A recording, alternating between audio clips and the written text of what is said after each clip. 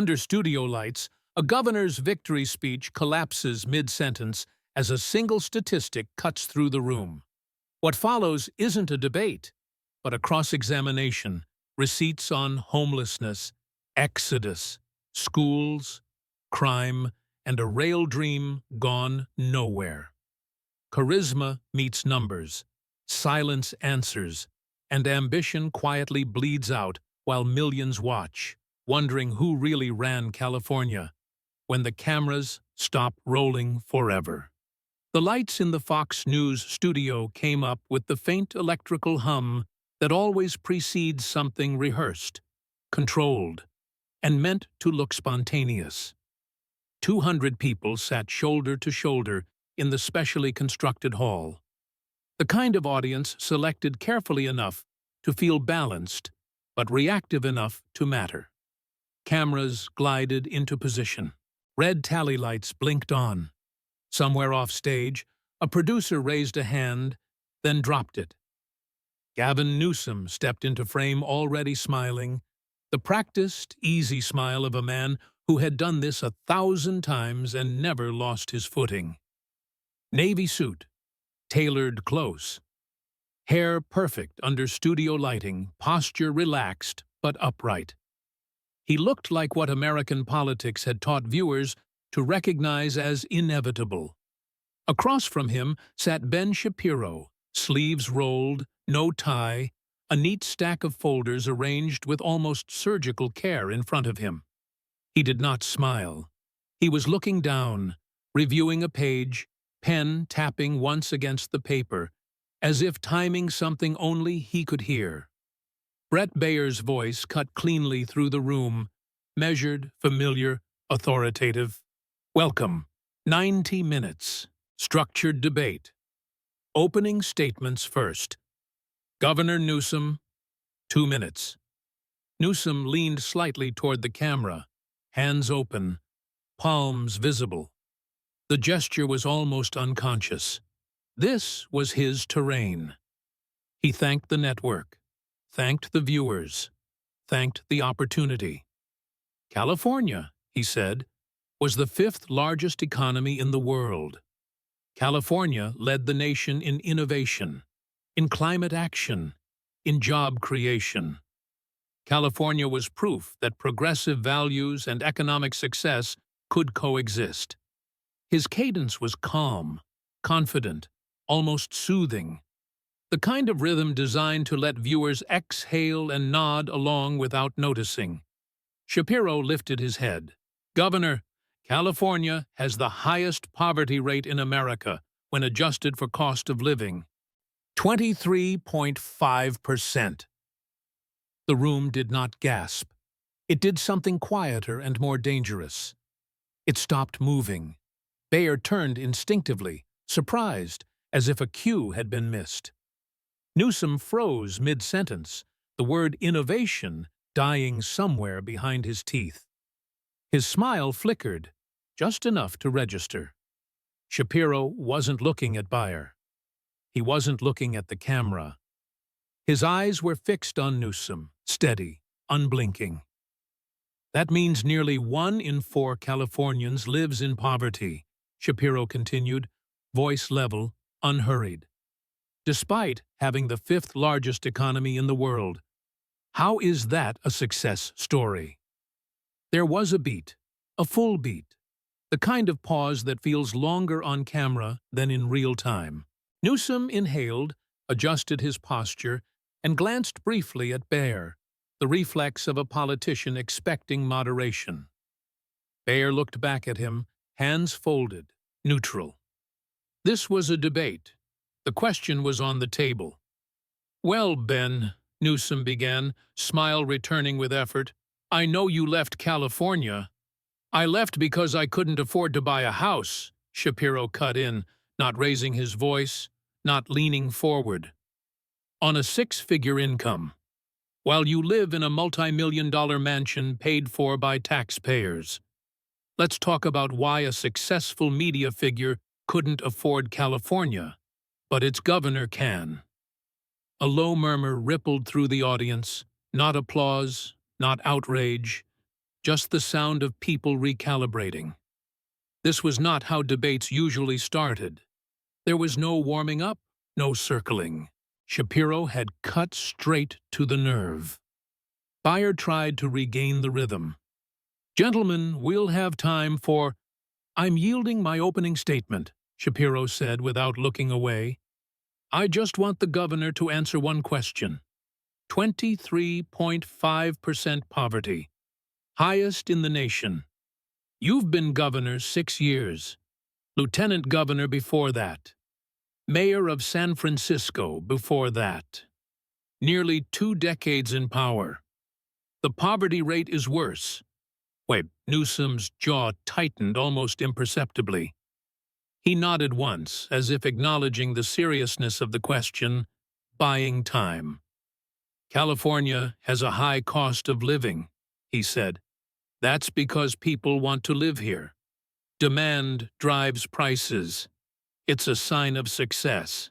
"If people want to live there," Shapiro replied, "why did you lose over 500,000 net residents between 2020 and 2023? The number hung in the air, heavy and specific. Newsom blinked. He shifted his weight. "Some people left during COVID," he said, "a national phenomenon." "The exodus started before COVID," Shapiro said, "and accelerated under your policies. California lost population for the first time in its history. People aren't leaving because it's too successful. They're leaving because they can't afford to live." The first minute of the debate was gone. Newsom was already on defense. Beyer moved them forward, sensing the spiral. Homelessness. California had spent roughly $24 billion since Newsom took office. The homeless population had increased by 42%. "Governor, how do you respond?" Newsom exhaled, visibly relieved to be back on familiar ground. "Homelessness is a national crisis," he said, "driven by housing costs, mental illness, substance abuse. California is facing challenges shared across the country. You have 30% of America's homeless population with 12% of the population," Shapiro said, reaching into his folders. "This isn't national, this is local, and you spent $24 billion making it worse." He held up a chart, angled carefully toward the camera. A line graph, 2019 to 2024. 151,000. 181,000. 42%. That's roughly $133,000 per homeless person, Shapiro said. You could have bought each of them a house in most of America for that money. Newsom tried to interject, but Shapiro kept going. Not faster, just relentless.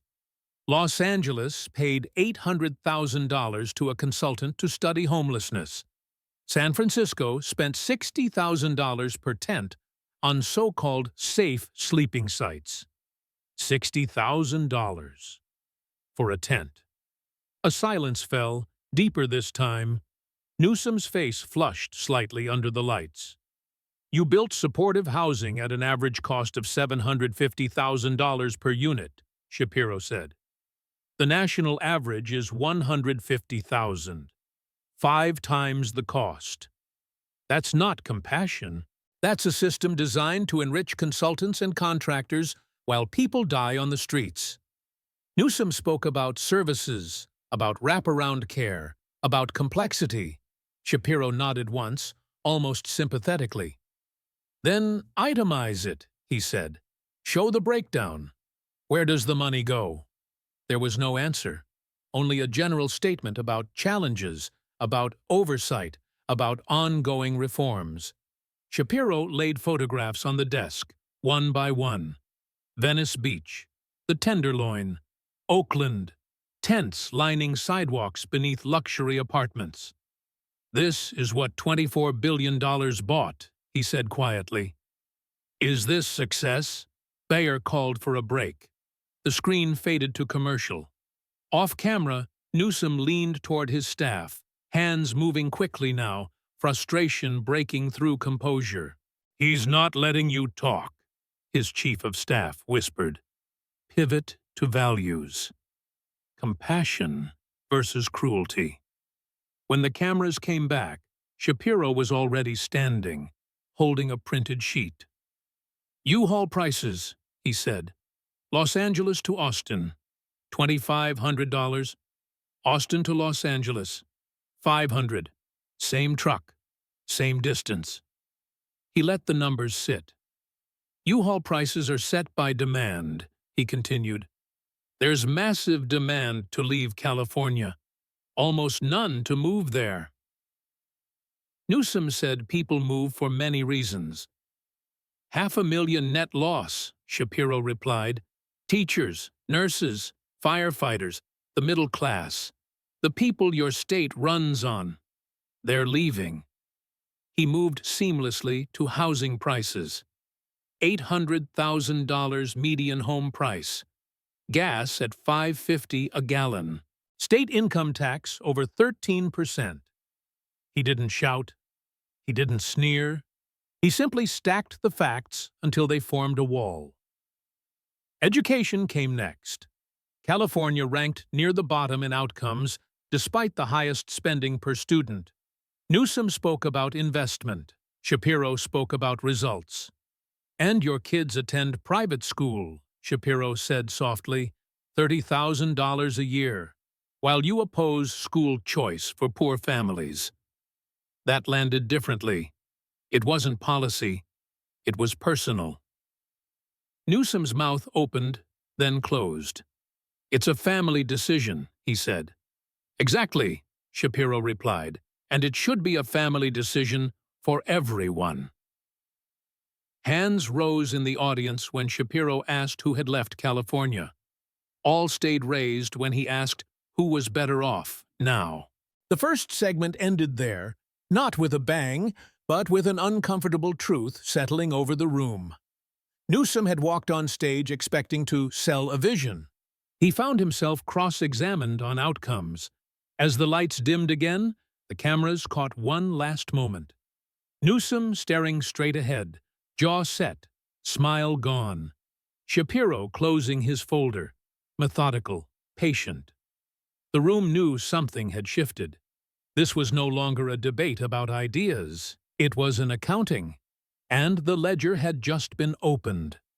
When the cameras returned, the room felt smaller, tighter, as if the air itself had been compressed during the break. Gavin Newsom straightened his jacket, ran a hand briefly along the edge of the podium, and reset his posture into something approximating calm. Across from him, Ben Shapiro had not moved at all. The folders were still stacked, the pen aligned with the edge of the paper, his gaze forward and level, waiting. Brett Baer glanced between them, aware now that this was no longer a debate in the conventional sense. It was an examination.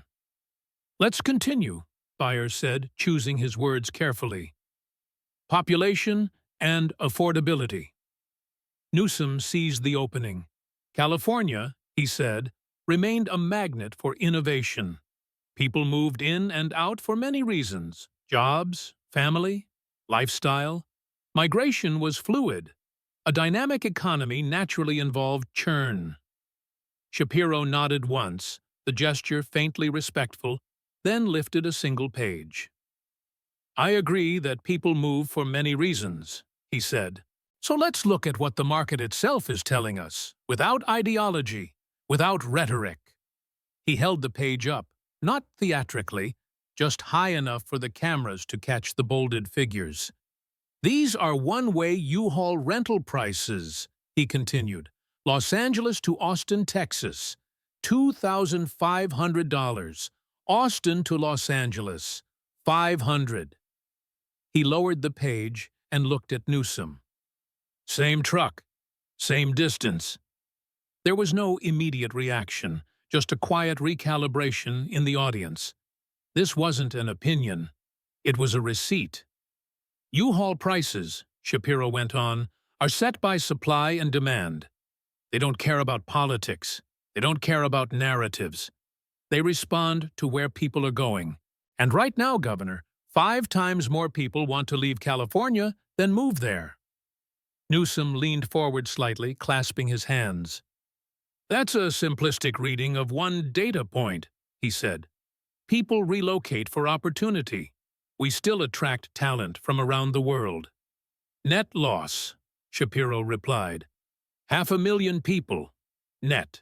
More people leaving than arriving. That's not anecdote. That's census data. He let that sit, then continued, voice steady. And I want the viewers to understand who those people are. Not hedge fund managers, not billionaires, teachers making $65,000 a year, nurses who can't buy a home near the hospitals they work in, firefighters commuting 2 hours each way because they can't afford to live in the communities they serve. He paused. The room followed him into the silence. This isn't an exodus of the wealthy, Shapiro said. It's the middle class being priced out. Newsom shifted, his eyes flicking briefly toward Bayer, then back. California has challenges, he said. Housing costs are high because demand is high. That's why the state is working aggressively on affordability. Shapiro didn't interrupt. He waited, nodding faintly, letting Newsom finish. Then he leaned in, just slightly. Median home price in California, he said, $800,000. National average, $417,000. That difference doesn't come from sunshine. It comes from policy. He ticked them off slowly, deliberately. Zoning restrictions that limit density. Environmental reviews that take years to approve even modest projects. Permit fees that add hundreds of thousands of dollars before a shovel touches dirt. You control the legislature, Shapiro said. You have supermajorities. If this were truly about affordability, those barriers would already be gone. Newsom spoke about balancing growth with environmental protection, about values, about not repeating the mistakes of unchecked development. And while you balance, Shapiro said calmly, people leave. He moved to energy next, the transition seamless. Gas prices, $5.50 a gallon. National average $3.40. Taxes and regulations adding more than $2 per gallon. Electricity rates among the highest in the continental United States.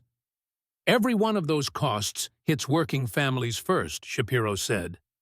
Not people in gated neighborhoods, people who have to drive to work. Newsom raised his hands slightly, palms out. We invest those revenues in public goods, he said. In schools, in infrastructure. Shapiro's pen tapped once on the desk. Let's talk about schools. Bayer straightened, sensing the turn. Education outcomes. California spent more per pupil than almost any other state. Yet, test scores lagged. Shapiro opened another folder, this one thick, pages tabbed and highlighted. 4th grade reading, he said, 37th nationally. 8th grade math, 39th. Despite spending roughly $17,000 per student. He glanced up. Texas spends $12,000, ranks higher. Newsom's expression tightened. Funding isn't everything, he said. California educates a diverse population. English learners, students from disadvantaged backgrounds. All the more reason results matter, Shapiro replied. Because these outcomes aren't abstract. They determine whether a child can read, calculate, compete. He let the numbers sit, then shifted his weight, almost gently. Governor, where do your children go to school? The question landed with a dull thud. Newsom inhaled. That's a personal family decision, he said. I don't discuss my kids in public. Understood, Shapiro said. I'm not asking about them as individuals. I'm asking about the choice. He turned slightly toward the camera. Sacramento Country Day School, he said. Tuition around $30,000 per year. 4 children. The room went still again, this time with a sharper edge. You oppose school choice, Shapiro said, turning back to Newsom. You fight charter expansion. You tell parents in Oakland and Los Angeles that their public schools are adequate. Yet, you don't send your own children to them. Newsom's jaw set. He believed in strengthening public education, he said, in investing to lift everyone. Then lead by example, Shapiro replied. Send your kids to those schools. Show Californians you trust the system you defend. There was no answer, only a faint tightening around Newsom's eyes. Shapiro pressed on, his tone unchanged. This is the pattern. Policies for others, options for you. He turned to the audience. How many of you lived in California? Hands rose. How many left because it was too expensive? The hands stayed up. How many are better off now? Not a single hand dropped. Shapiro didn't smile. He didn't gloat. He simply turned back.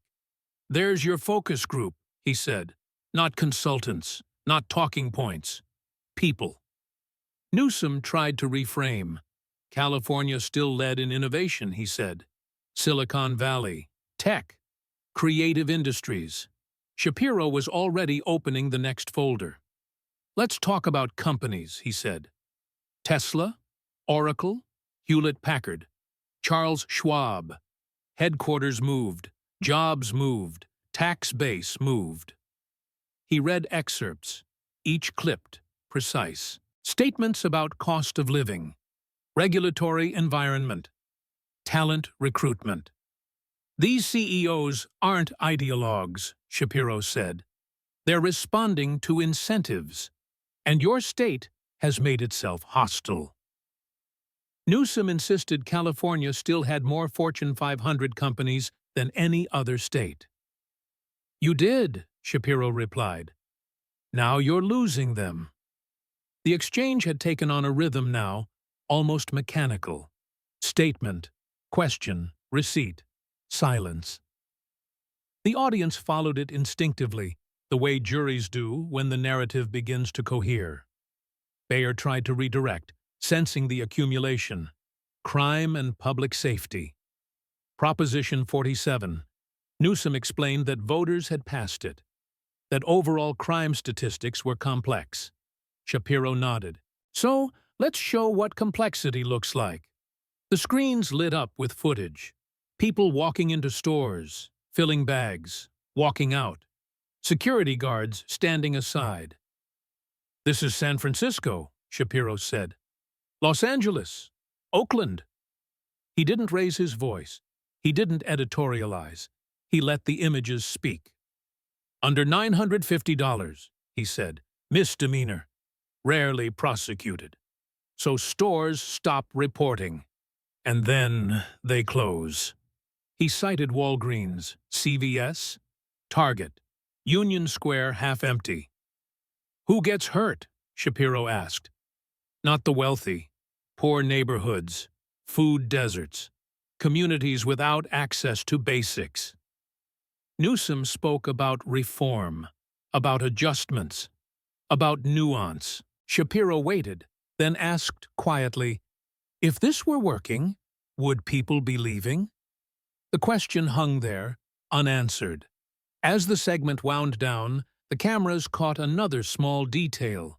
Newsom rubbing his thumb against the edge of the podium again and again, a tell he couldn't quite suppress. Shapiro sat back, hands folded now, as if allowing the weight of what had been said to settle. This wasn't a shouting match. It wasn't partisan theater. It was an accounting of outcomes. And with each number, each image, each quiet pause, the ledger grew heavier. By the time Bayer called for the next transition, something fundamental had shifted. The audience no longer leaned forward in anticipation of sparring. They watched the way people watch a process unfolding, inevitable, methodical. The middle-class exodus, the cost of living, the schools, The companies. The crime. It was no longer a collection of criticisms. It was a pattern. And patterns, once seen, are hard to unsee. The cameras rolled on, capturing every flicker of expression, every hesitation. Somewhere beyond the studio, millions of viewers were doing the same calculation piece by piece, beginning to understand that this was not about left versus right. It was about results, and the results were not on the governor's side. The temperature in the studio shifted in a way cameras could not quite capture, but everyone in the room could feel. It wasn't louder. It wasn't more chaotic. It was heavier. The kind of weight that settles in when a narrative stops being theoretical and starts to look like a lived reality you can't explain away with language. Brett Baer adjusted the stack of cards in front of him, buying a second, maybe two. "Let's move to public safety and governance," he said, careful now, slower than before. "Crime, retail theft, and enforcement."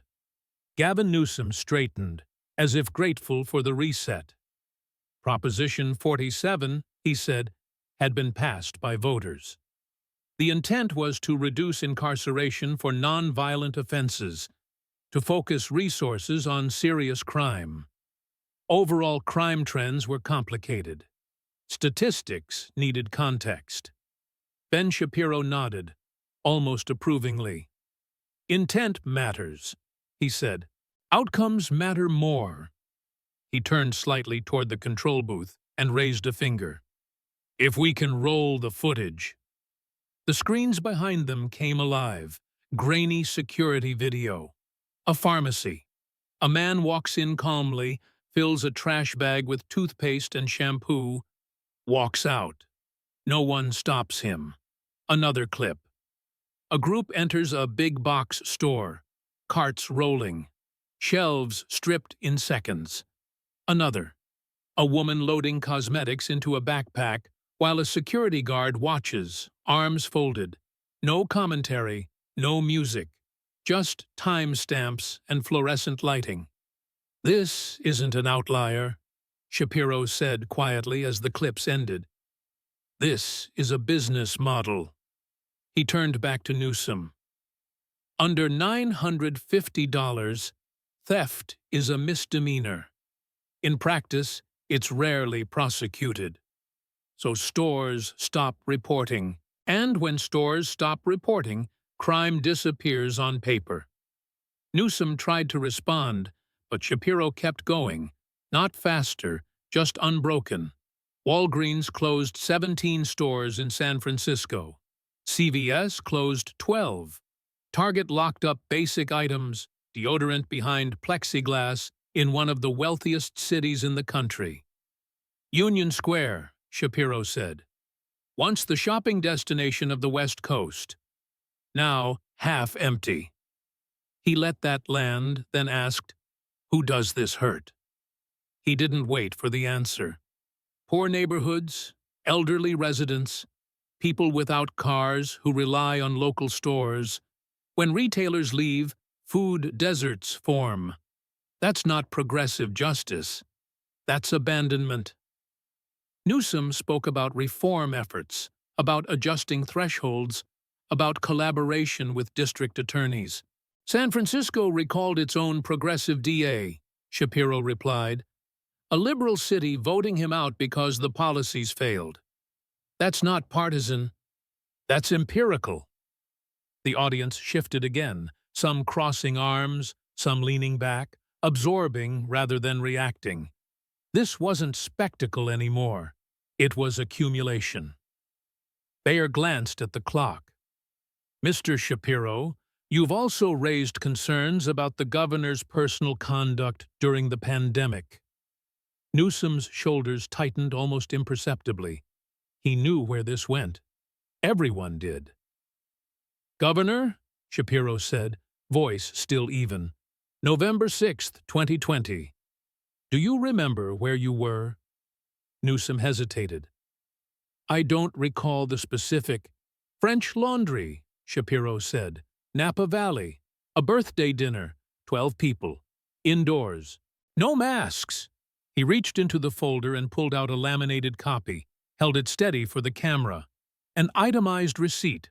Wine pairings, prix-fixe menu. Total. Just over $15,000.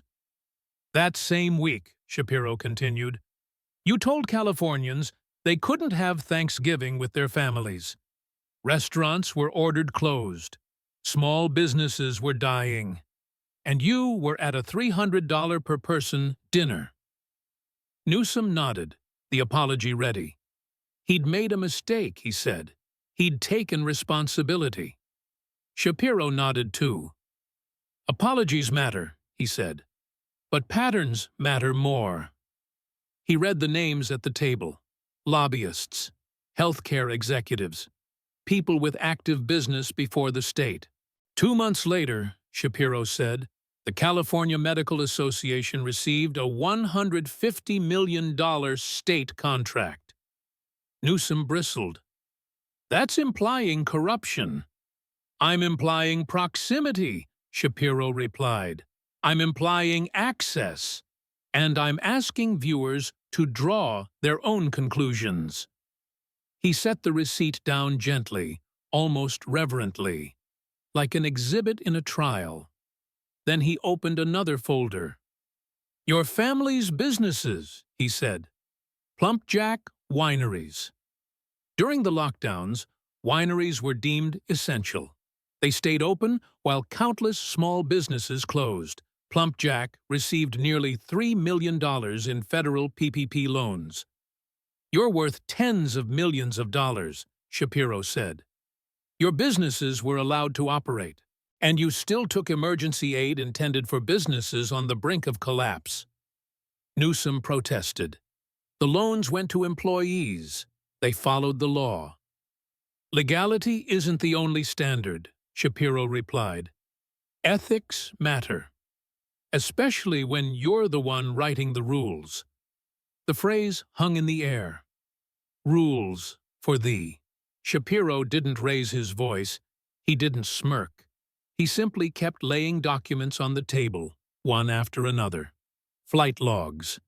Private jet travel by the governor's office. Dozens of trips. You lecture Californians about reducing emissions, he said. You ban gas-powered cars by 2035. Then you tell people not to charge their electric vehicles during heat waves because the grid can't handle it. Newsom spoke about transition, about investments in renewables. You shut down nuclear plants, Shapiro said. Then you wonder why electricity is scarce. He paused, then added, each one of these private flights produces more emissions than the average Californian does in a year. The room was quiet now in a different way. Not tense. Resigned. The audience wasn't reacting because there was nothing left to react to. They were watching something assemble itself in real time. Bayer cleared his throat. We're moving to our final policy segment, he said. Infrastructure. Newsom leaned back slightly, exhaling. Infrastructure was safer ground. Abstract. Long-term.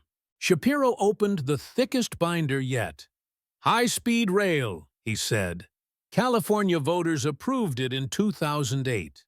$33 billion. Completion by 2020. San Francisco to Los Angeles. He looked at Newsom. Governor, how many miles of operational high-speed rail does California have today? Newsom spoke about progress, about construction in the Central Valley.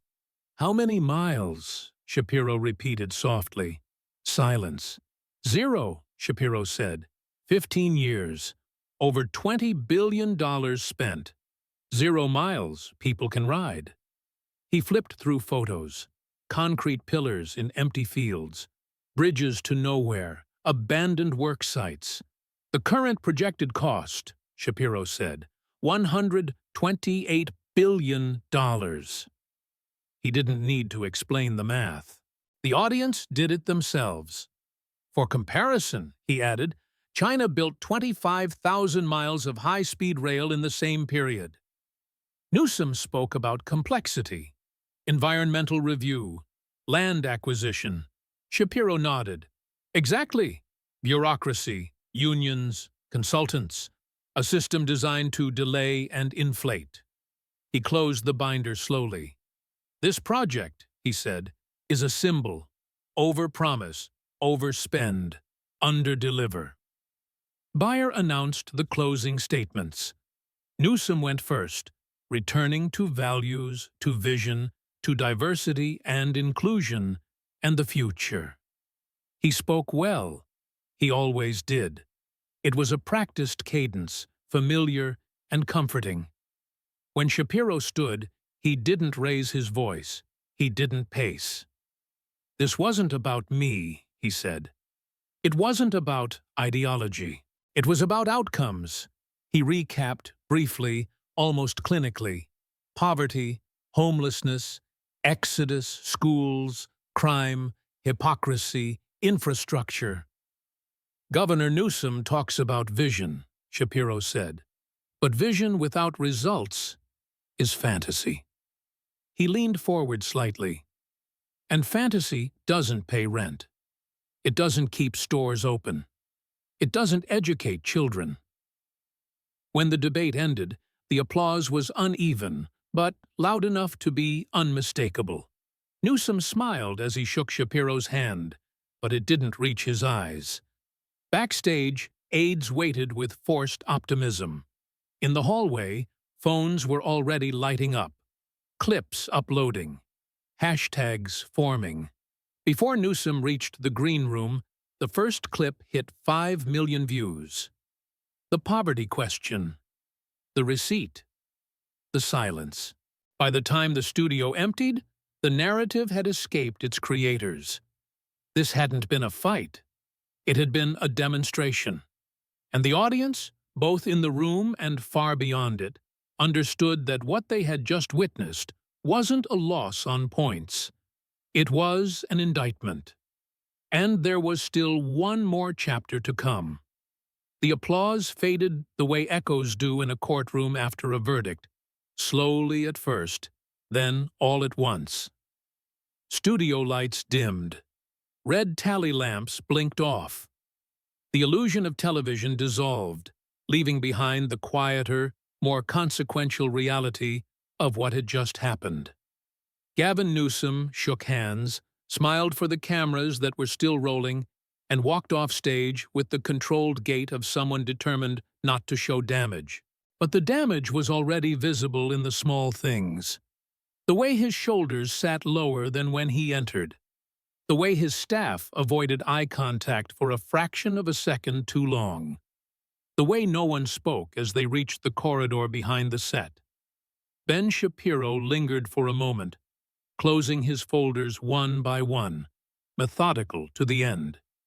He did not look triumphant. He looked finished. There is a difference. One is emotional. The other is procedural. In the control room, producers watched the monitors replay moments they already knew would travel. Not because they were flashy, because they were clean. The poverty statistic, the homelessness chart, the U-Haul price sheet, the private school question, the French laundry receipt. Each clip stood alone. No commentary needed. No edit required. Just a question, a document, and silence. Newsom reached the green room and loosened his tie. Someone handed him water. Another aide began talking immediately, words spilling out faster than they could be processed. We need to push values, they said. Frame this as cruelty versus compassion. He nodded, but his eyes weren't on them. They were on the muted television in the corner of the room, where the debate was already being replayed. On screen, he watched himself pause, just for a second, after the question about his children's school. It wasn't the pause itself that hurt. It was what the pause revealed, that there had been no answer. Within minutes, the internet did what it always does when presented with raw material that doesn't need interpretation. Clips spread not from partisan accounts first, but from neutral aggregators, journalists, political junkies, who recognized a moment when a narrative cracks. California has the highest poverty rate in America. How is that a success story? 5 million views in the first hour. You spent $24 billion on homelessness and made it 42% worse. 10 million. You send your kids to $30,000 a year private schools while opposing school choice. 15 million. By midnight, the debate itself had been watched tens of millions of times. Not because it was entertaining, because it was instructive. People weren't sharing it to cheer. They were sharing it to point. Cable news scrambled. Panels convened. Progressive commentators tried to soften the blow.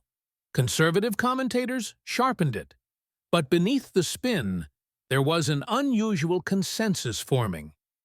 The governor had not been humiliated by insults. He had been exposed by outcomes.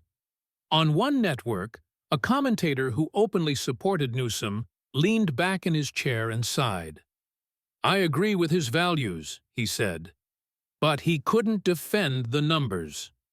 On another, a legal analyst noted how the exchange resembled a deposition more than a debate. Shapiro didn't argue ideology, she said. He established a record. That word, record, began to follow Newsom everywhere.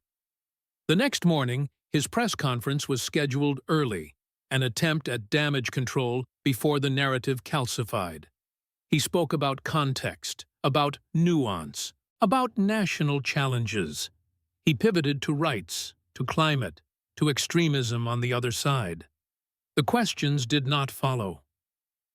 "Governor," reporters asked, "can you explain why California's poverty rate is the highest in the nation when adjusted for cost of living? Governor, why does homeless housing cost 5 times the national average in your state? Governor, why do your children attend private school if public schools are adequate?" Each question traced back to the same 90 minutes. Each answer sounded thinner than the last. Polling reflected it quickly. National Democratic primary support dipped, then slid, then cratered. Donors began to hedge, quietly redirecting checks, asking questions that had not been asked before. Can he defend this record nationally? What happens when these clips hit swing states? In California, approval ratings followed. Not a collapse, but a clear drop. Enough to matter.